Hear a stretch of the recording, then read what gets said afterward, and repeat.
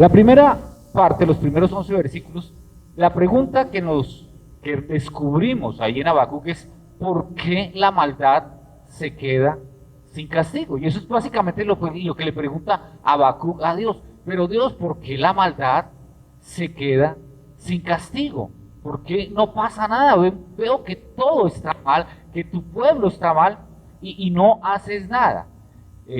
Desde luego, cuando Habacuc hace esa pregunta, está esperando que Dios haga algo al respecto, que Dios responda. Tal vez en su imaginación Habacuc esperaba que Dios le dijera: no te preocupes, Habacuc, ya escuché esa pregunta tuya, tienes toda la razón, voy a levantar un hombre que venga y les hable a los judíos y los haga caer en cuenta de lo que están haciendo.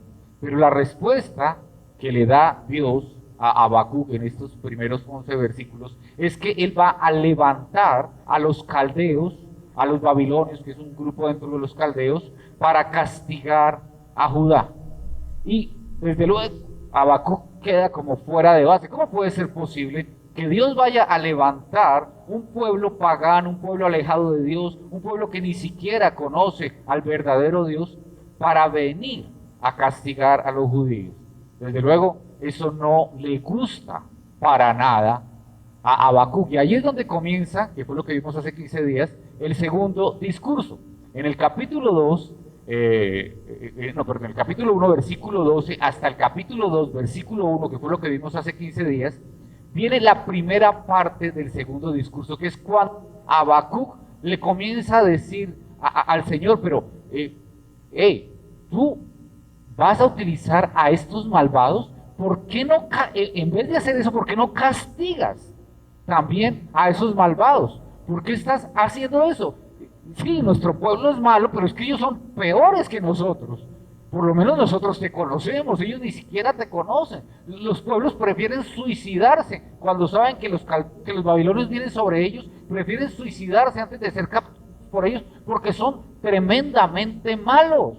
¿Cómo puede ser posible que los vayas a usar a ellos para disciplinarnos a nosotros? Está bien que nos castigues, pero con ellos que son tan malos, ¿cómo los vas a usar a ellos? Ellos, en vez de ser utilizados para eso, ¿por qué no los castigas? Castígalos peor que a nosotros. Eso básicamente es lo que le está diciendo Habacuc al Señor.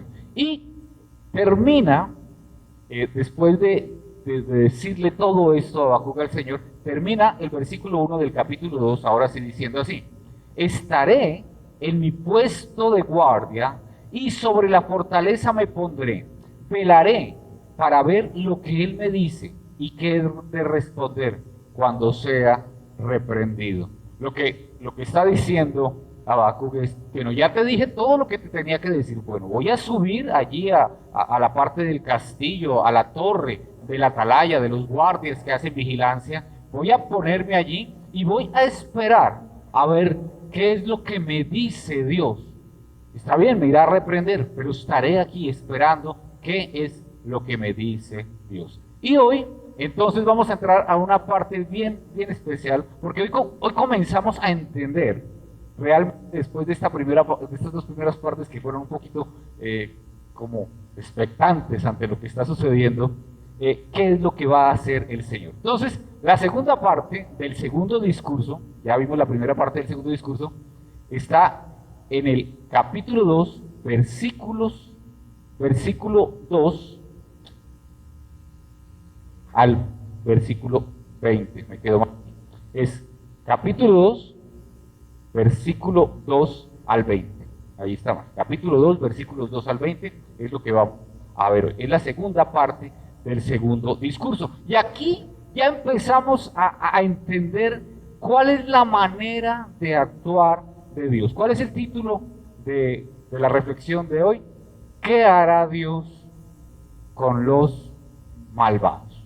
Entonces al principio era ¿por qué los malvados se quedan sin castigo? ¿Por qué no hacen nada? Después, ¿por qué Dios no castiga a los malvados? Y ahora Dios va a responder, ¿qué hará Dios con los malvados? Entonces imaginémonos, está allí Habacuc, está allí en la torre de vigilancia esperando lo que le va a decir el Señor, y el Señor comienza a hablarle en el versículo 2 y le dice así: entonces el Señor me respondió, escribe la visión y grábala en tablas para que corra el que la lea. Y lo primero que vemos allí es que Dios le va a dar una visión a Habacuc.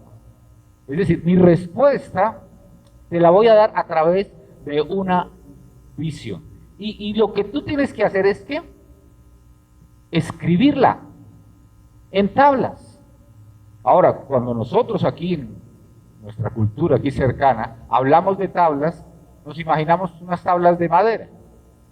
Esto no eran unas tablas de madera, estos eran unos tablones de barro en los cuales se escribía, después se horneaba y quedaba como una piedra, quedaba duro. Esas eran las tablas en las que se escribía. Pero ¿por qué tenía que hacerlo allí? Porque dice, para que corra el que la lea. Realmente aquí lo que está diciendo es para que el que la lea la entienda y propague y vaya y cuente. Esto se tiene que saber. Esta visión que yo te voy a dar no es un secreto, la tienen que saber.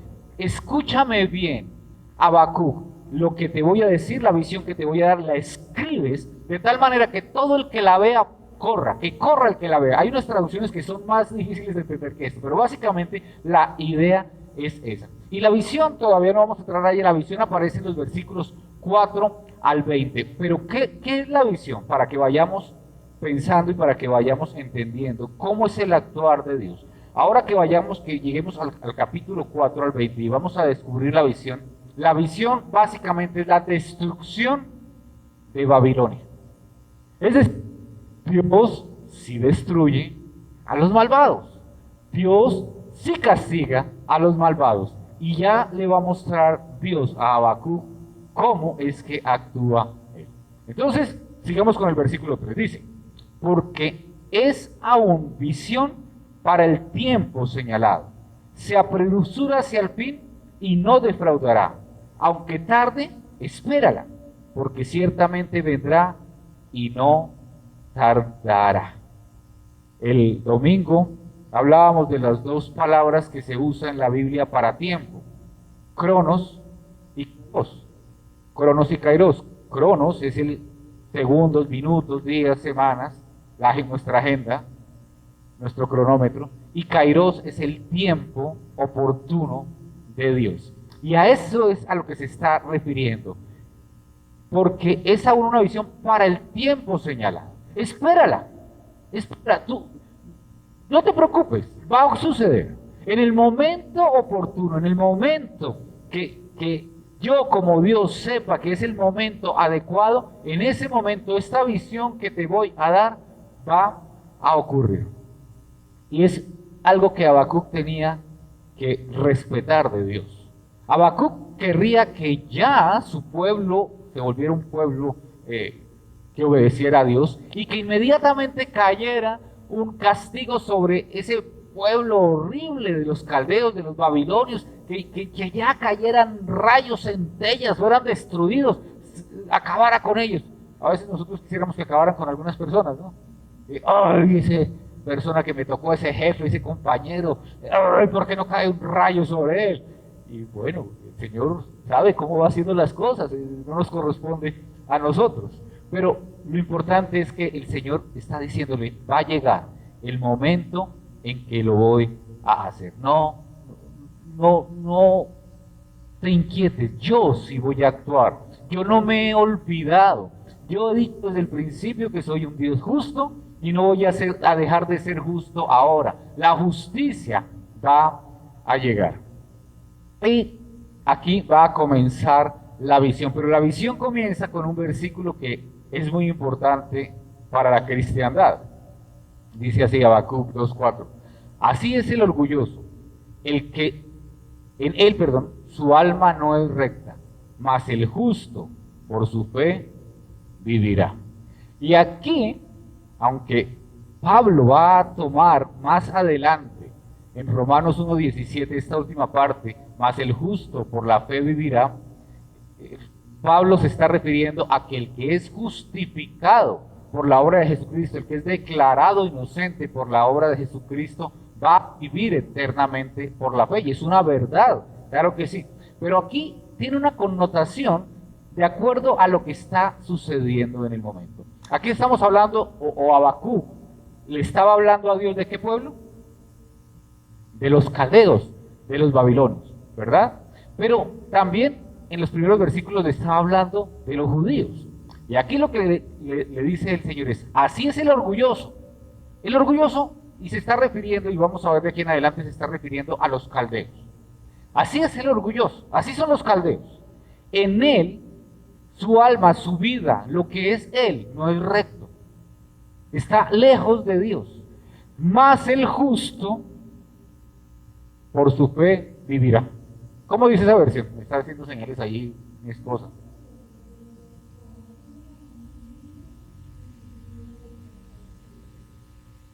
Mira a los orgullosos, confían en sí mismos y sus vidas están torcidos. Entonces, y se está refiriendo directamente a los caldeos, torcidos, lejanos de Dios, confían en sí mismos. Pero, ¿qué pasa? Mas el justo, por su fe, vivirá. Y aquí está haciendo alusión a un pueblo que permanentemente a lo largo de la historia se ha alejado de Dios, Dios lo ha llamado y vuelve y pone nuevamente su fe, su confianza en Dios. Lo que le está diciendo Dios a Habacuc es, aunque el pueblo judío, aunque los israelitas están lejos, están mal, al final yo volveré a estar con ellos porque su fe estará puesta en mí. Ellos vuelven otra vez a mí, ellos volverán nuevamente a mí. Ahí al final dice lo mismo, mas el justo por la fe vivirá. ¿Cómo dice esa versión? Por su fidelidad, ahí está. Entonces, más adelante, y vendrá Jesucristo de la simiente de Israel, y de allí vendrá todo las promesas de Dios para el pueblo de Israel, que de ese pueblo vendrá Jesucristo. El pueblo recibirá esa promesa, más el justo, por su fe, vivirá. Entonces, aquí lo que vemos es que el problema de los babilonios o caldeos, normalmente yo digo babilonios, pero algunas Biblias dicen caldeos, el problema de ellos realmente no es porque sean babilonios, el problema de ellos no es porque sean gentiles, el problema de ellos no es porque sean unas personas que no han nacido de la simiente de Abraham. ¿El problema de ellos cuál es? Que su corazón está lejos de Dios, que no son fieles a Dios, que no tienen la fe en Dios, que su vida está lejos de los caminos de Dios. Ese básicamente es la razón de ellos. Esa soberbia, esa confianza en sí mismos, hace que no volteen nunca a mirar a Dios, sino que se miren solamente a ellos. Pero ahora, a partir del versículo 5, vamos a ver cómo Dios vez tras vez nos muestra esas características de los babilonios, de muchos pueblos, y si nos miramos a nosotros mismos, tal vez, bien de nosotros. Vamos al versículo 5 y dice así: además, el vino traiciona al hombre arrogante, de modo que no se queda en casa, porque ensancha su garganta como el Seol, y es como la muerte que nunca se sacia. Reúne para sí todas las naciones y recoge para sí todos los pueblos. ¿El hombre qué? Arrogante. ¿A quién se está refiriendo? Si estamos continuando con la idea, a los babilonios, a los caldeos, exactamente, a ellos es a los que está refiriéndose. Lo que está diciendo es que esos hombres son tan soberbios, se creen pero tan necesarios para sí mismos, que están embriagados, no pueden ver nada más.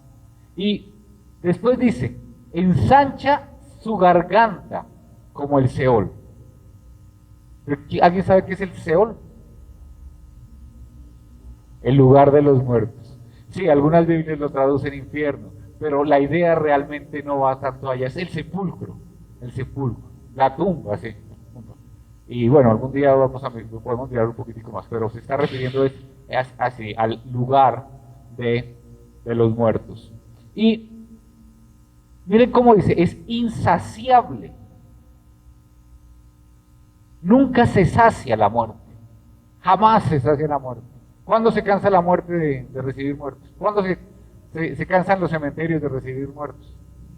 Nunca. Reciben y reciben y sacan huesos y reciben más y reciben más. Con mi esposa tenemos no sé, un sarcasmo, a veces lo decimos acá al frente. Usted sabe que acá al frente se paran los carros mortuorios para recibir las personas que salen de la clínica. Y pues los carros pues no son muchos, entonces generalmente vienen los mismos, digamos que sean unos 20 carros, y son los mismos 20 que se van rotando, y cuando los vemos les decimos, sí, es que ese carro nunca se sacia, siempre viene y lleva más, nunca se va a saciar, esos carros nunca se sacian, siempre vuelven y vuelven por más, porque la muerte es así, la muerte nunca se sacia. ¿Y a qué se está refiriendo esto? Esa ansia de estos babilonios por las riquezas, por el poder, por tener más, nunca se saciaba. Ellos iban por un pueblo, lo acababan, lo dominaban, tomaban sus tierras y después iban por otro, y después iban por otro, y mataban gente y la sacaban y destruían todo y volvían a reconstruir y lo dejaban allí y seguían por otro y seguían por otro, porque su ansia de tener más poder, de tener más, no saciaba. Pero bueno, esa es la historia de todos los imperios. Ustedes ven el imperio griego es lo mismo, ustedes ven el imperio medio persa es lo mismo, los romanos es lo mismo, no se sacian hasta que el imperio cae, pero siempre quieren más. Ese es el orgullo humano, nunca sacia. Y a partir de este momento, ya estamos en la visión, pero a partir de este momento vienen 5 ayes. ¿Qué es un aye? No, ¿qué es un aye? No, ¿qué es un aye? Como un lamento, como una advertencia, una advertencia con lamento mezclada, ¿sí? ¡Ay de lo que viene! Y estas 5 ayes son como una burla, como un canto en forma de burla, y fueron pronunciados sobre los babilonios antes de que viniera todo lo que Dios le va a decir a Habacuc. Entonces vamos a comenzar, porque vamos a ir por bloques, y vamos a ir del versículo 6 al versículo 8. Estos 3 versículos de una vez. Dice así. Antes que no, estos 5 ayes van dirigidos a diferentes formas de hacer la maldad, pero que todos les hacían los babilonios. 6 al 8, perdón. No pronunciarán todos estos contra él una sátira y burlas e intrigas contra él. Vienen burlas, es lo que está diciendo el Señor. Miren, dirán, ¡ay! Del que aumenta lo que no es suyo. ¿Hasta cuándo? Y se hace rico con préstamos. ¿No se levantarán de repente tus acreedores y se despertarán tus cobradores? Ciertamente serás despojo para ellos, porque tú has despojado a muchas naciones. Todos los demás pueblos te despojarán a ti por la sangre humana y la violencia hecha a la tierra, al pueblo y a todos sus habitantes. ¿Qué le está diciendo? Lo que tú hiciste, eso mismo tú vas a recibir. Aumentaste. Fuiste un pícaro. Te portaste mal con todo. Saqueaste naciones enteras. Las robaste. Te hiciste rico amenazando un pueblo tras otro. Porque es muy diferente comprar una propiedad, negociar una propiedad, llegar a un acuerdo para hacerme a esa propiedad, y otra muy diferente es llegar con armas, con soldados, con violencia, con maltrato y saquear un pueblo y quedarme con sus tierras. Los babilonios, los caldeos, ejercieron una fuerza brutal. Y lo peor es que ellos disfrutaban de hacer la violencia. Por eso, pueblos que preferían suicidarse antes de caer en manos de ellos, porque ellos disfrutaban cómo sufrían las personas a las cuales ellos lograban atrapar. Y lo que les está diciendo Dios es, caldeos, o Habacuc, esos caldeos, quitaron a naciones completas, le quitaron algo. Esas naciones un día les van a quitar. ¿Y saben algo? Después de que pasa todo esto que va los judíos a Babilonia y duran 70 años, y en medio de esta historia llegan unos grupos, los medos, y son los mismos persas, o es un grupo medo-persa, e invaden Babilonia y les quitan el imperio.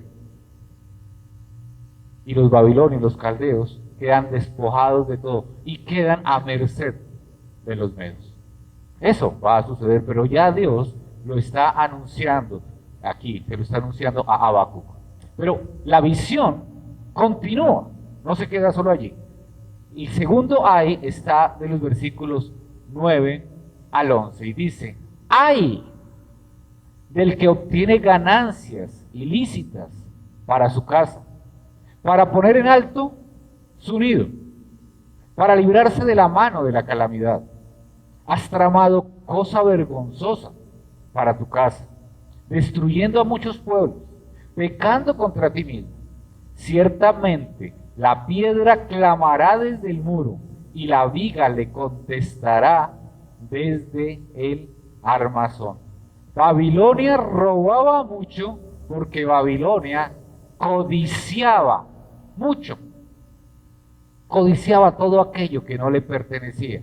Codiciaba la propiedad del vecino. Era un pueblo que no se saciaba. La codicia era parte de él. No solamente eso, codiciaban las mujeres de los pueblos que ellos se tomaban. Las tomaban para ellos. Las hacían sus esclavas sexuales. Codiciaban a las personas y las tomaban los esclavos. Les quitaban el oro, el dinero, las riquezas a los pueblos. Esta escena es el fruto de la codicia. Cómo estos babilonios, estos caldeos, estaban utilizando o estaban ensañados, estaban enceguecidos por la codicia para llevar destrucción. Pero mire lo que le dice el Señor al final, que los muros, dice, mire, ciertamente la piedra clamará desde el muro y la viga contestará desde el armazón. Los muros, las piedras, las vigas que levantaron iban a ser testimonio de su codicia. Después que cayó Babilonia, quedaron muchos testimonios de toda su maldad. Muchos muros, muchas murallas levantadas, muchos monumentos levantados por los babilonios, que ya no eran para mostrar su gloria, sino para que los señalaran a los otros pueblos. Miren, los babilonios fueron lo peor, y quedó eso de testimonio de todo el mal que hicieron. Bueno, vamos pensando en nuestras vidas, vamos pensando en nuestro andar. ¿Cómo estamos nosotros en aquello de la codicia, de desear lo que no me pertenece? ¿Hasta dónde me dejo llevar por la codicia? ¿Hasta dónde no me importa de pronto para obtener un negocio o un puesto quitárselo a otro? ¿Hasta dónde puedo yo estar diciendo, me hago el que no me doy cuenta que estoy afectando a otra persona para yo poder recibir esto, para yo poder obtener esto? Eso es parte de la codicia. ¿Hasta dónde ejercemos nuestras palancas, digámoslo de esa manera? ¿Hasta dónde ejercemos nuestras presiones para poder obtener lo que queremos? Eso era lo que hacían los babilonios, y eso es algo que es muy fácil, en lo cual nosotros también caigamos en cualquier momento, en cualquier cosa, en cosas sencillas, simples, del día a día. Tercer ay, versículos 12 al 14. Ay del que edifica una ciudad con sangre y funda un pueblo con violencia. ¿No viene del Señor de los ejércitos que los pueblos trabajen para el fuego y las naciones se fatiguen en vano? Pues la tierra se llenará del conocimiento de la gloria del Señor, como las aguas cubren el mar. Creo que hay un canto que dice esa parte, ¿cierto? Pero no se parece en nada al contexto que lo está diciendo el Señor a Habacuc. ¿Qué es lo que le está diciendo el Señor a Habacuc? Que los babilonios, los caldeos, en vez de dedicar el tiempo, sus esfuerzos, sus conocimientos para construir, ¿se lo dedicaron a qué? A derramar sangre, a destruir. Tenían todo para hacer construcciones, edificaciones, ciudades maravillosas.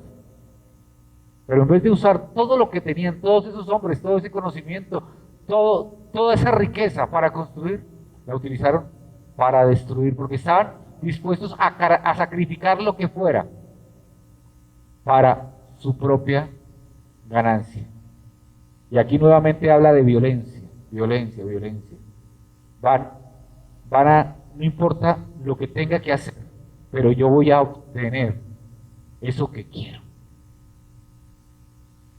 No importa lo que me toque hacer, no importa si tengo que acabar con el otro, pero yo me voy a salir con la suya. Sin embargo, como lo vemos al final del versículo,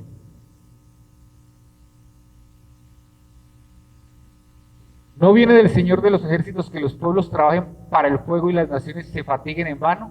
Pues la tierra se llenará del conocimiento de la gloria del Señor, como las aguas cubren el mar. ¿Qué es lo que le está diciendo el Señor? Le está diciendo, no se van a salir con la suya. Así ellos hagan lo que hagan, así ellos obtengan lo que obtengan.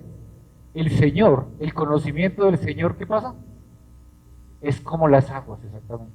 Lo cubre absolutamente todo. Ellos no podrán cubrir la obra de Dios. Cuando los caldeos pensaban que podían pecar y salirse con la suya, cuando incluso Habacuc se queja con el Señor y le dice, pero ¿cómo puede ser posible que tú vayas a permitir que los caldeos vengan sobre nosotros, que se salgan con la suya? Lo que le está diciendo el Señor acá es, pueden hacer lo que sea, pero lo que hace el Señor cubre absolutamente todo. Es más grande que cualquier obra humana. Nadie, por malo que sea, podrá salirse con la suya. El conocimiento del Señor es más grande, va a cubrir absolutamente todo. Lo que está diciendo el Señor es, aunque alguien piense, pero yo puedo hacer lo que quiera, al fin y al cabo, mire, llevo toda mi vida haciendo el mal y Dios no me ha hecho nada. Al final va a venir juicio. Al final esa persona va a recibir de Dios lo que merecen sus obras. ¿Por qué? Porque una persona que se cree tan inmune al castigo de Dios es soberbia. Es una persona que se cree superior a Dios. Yo puedo burlarme de Dios, yo puedo pecar, yo puedo orar mal. Y tal vez ustedes conocen a alguien. Hay muchas personas que creen eso y se burlan de nosotros. Pero si mire, yo robo, yo hago picardías, yo daño una cosa, daño la otra. A mí no me pasa nada, al contrario, miren cómo soy de inteligente, de vivo, de sagaz. Y a veces uno quisiera como, ¿por qué le va a decir bien? No, al final, el Señor va a mostrar quién es Él, porque la tierra se llenará del conocimiento de la gloria del Señor, como las aguas cubren el mar. Al final el Señor va a mostrar quién es Él. Nadie puede recibir la gloria que solo le pertenece a Dios. Nadie puede decir, yo puedo, yo me salgo con la mía. Dios no puede hacer nada contra mí, no. Al final va a recibir lo suyo. Penúltimo, versículos 15 al 17.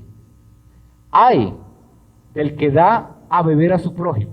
Ay de ti que mezclas tu veneno hasta embriagarlo, para contemplar su desnudez. Serás saciado de deshonra más que de gloria. Bebe tú también y muestra tu desnudez. Se volverá sobre ti la copa de la diestra del Señor y la ignominia sobre tu gloria.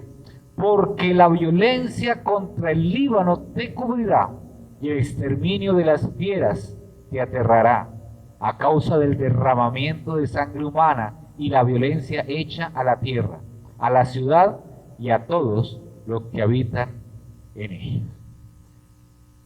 Los vicios, el alcohol y muchas otras cosas fueron una manera como los babilonios los utilizaron para poderse adueñar de los pueblos. Emborrachaban a la gente, les regalaban alcohol e iban derrumbando la moral de los pueblos. Pasaba de todo en esas bacanales, en todo lo que hacían. Iban cayendo los pueblos porque la inmoralidad los iba golpeando, los iba derrumbando.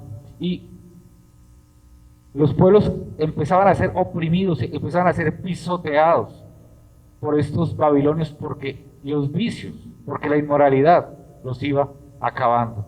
Pero al final Dios les dice que van a ser condenados por eso. Que el hecho de pervertir y de humillar a un pueblo iba a traer sobre ellos consecuencias.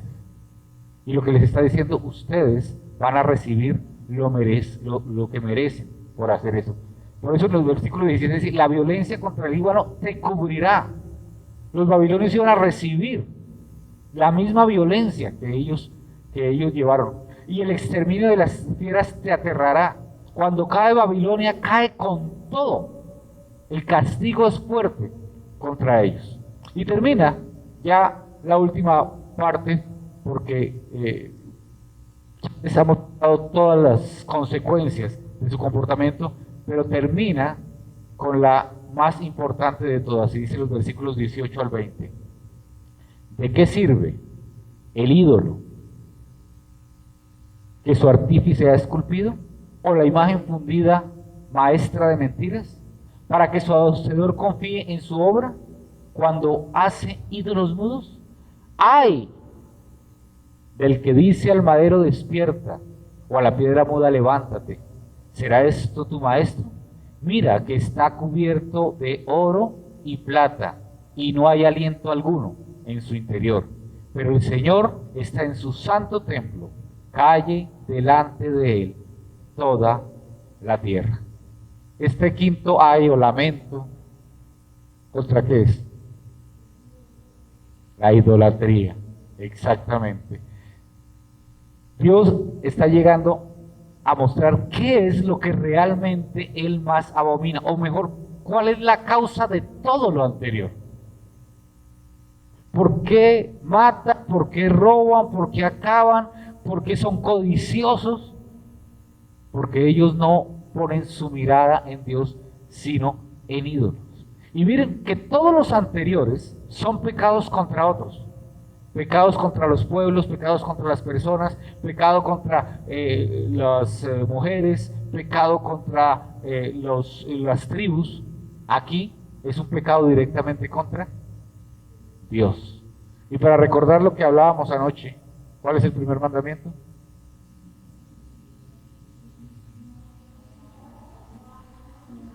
No, ese es el segundo. No, ese es el segundo.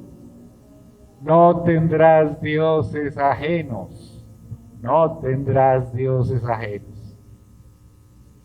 Los babilonios eran expertos en tener dioses ajenos. El peor, el mayor pecado que existe es tener dioses ajenos. Y todo lo que hacemos básicamente que va contra Dios es un Dios ajeno. ¿Qué es la codicia? Amar algo, dinero, persona, trabajo por encima de Dios. A tal punto que no me importa ofender a Dios porque yo quiero eso. Eso es idolatría.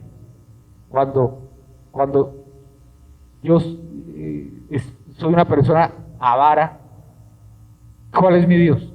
El dinero. Donde está tu corazón, perdón, donde está tu tesoro, ahí está tu corazón. Eso es idolatría. ¿Por qué cuando Jesús le dice a las personas que no pueden amar a padre o madre o hijo, a nadie por encima de él? Porque en el momento que yo amo algo, a alguien, a mi esposa, a mi hija, a mis padres, más que a Dios, ¿qué pasa? O a mí mismo, ¿quién es mi Dios? Mi padre, mi madre, mis hijos, etcétera, etcétera. Porque ya estoy amándolo más que a Dios. Entonces, todos los pecados básicamente son idolatría. Pero la mayor idolatría de esas es cuando yo conscientemente creo que algo es lo que me proporciona la vida, es lo que me proporciona el futuro, es lo que me proporciona lo que solamente Dios me puede proporcionar.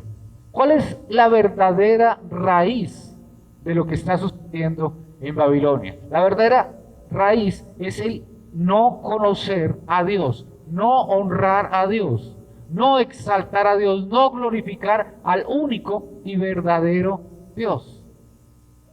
Y ese es el cuadro de la caída de todos los imperios. Los imperios y las grandes ciudades y países han ido cayendo porque ponen su mirada en gobernantes, porque ponen su mirada en pactos políticos, porque ponen su mirada en proyectos humanos y no ponen su mirada en Dios. Y van cayendo uno tras otro. Y pueden tener muchas cosas, muchas, pero al final terminan cayendo porque se convierten en sus propios dioses. La profecía que le da Dios a Habacuc, o la visión que le da Dios a Habacuc y que Habacuc escribe en estas tablas, esta profecía se cumple.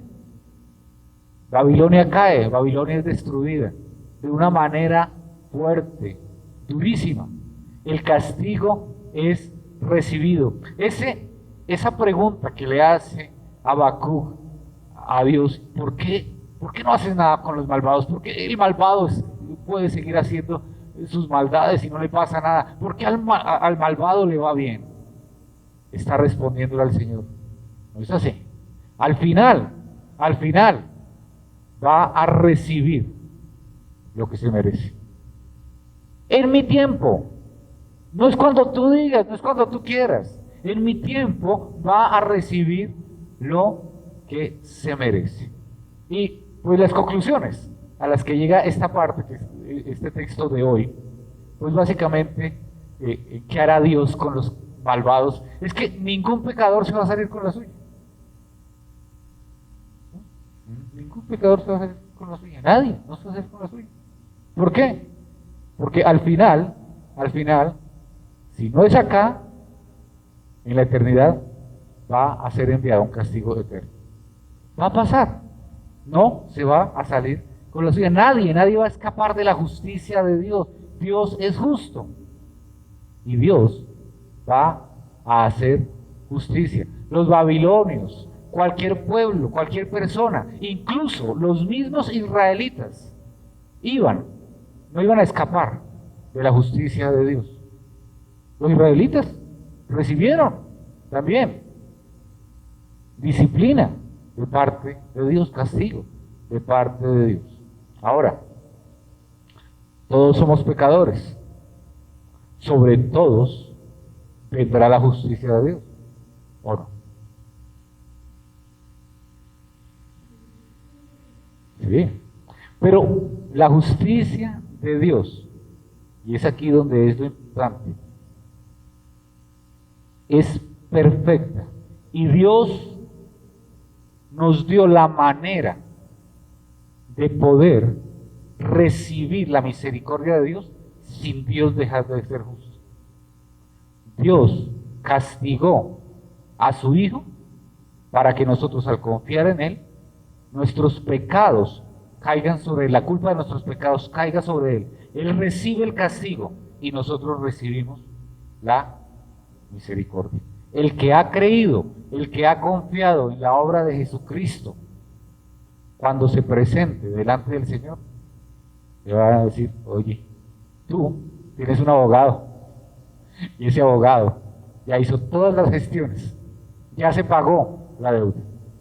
Tú ya no vas a castigo eterno, no vas a condenación eterna. Tú vas a disfrutar de una eternidad con Dios. La ira de Dios recae sobre Jesús. Aquí, la ira de Dios recayó en el texto de hoy sobre Babilonia, sobre los caldeos, pero y también sobre los judíos, porque los judíos recibieron la ira de Dios cuando los babilonios llegaron sobre Judá y se llevaron a los judíos y los llevaron y duraron 70 años allí como esclavos viviendo en Babilonia. Estaban recibiendo el castigo de Dios. Pero después también los caldeos, los babilonios, reciben el castigo de Dios.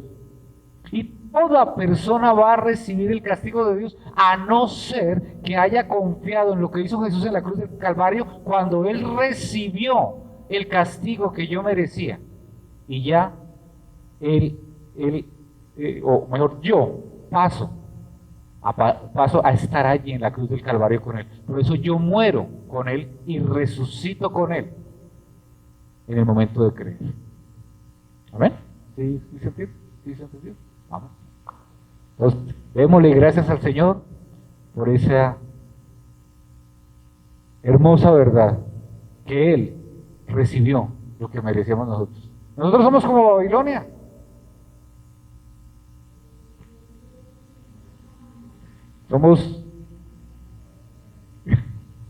Somos codiciosos, queremos algo, a veces no hacemos las cosas como el Señor quiere, o muchas veces, pero el Señor por su Espíritu Santo nos va transformando, pero en el momento que creímos nos perdonó.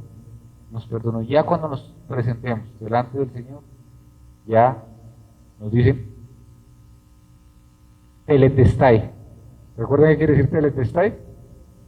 Teletestai. Cancelado. Esa fue la palabra que dijo Jesús en la cruz del Calvario cuando dijo: consumado es.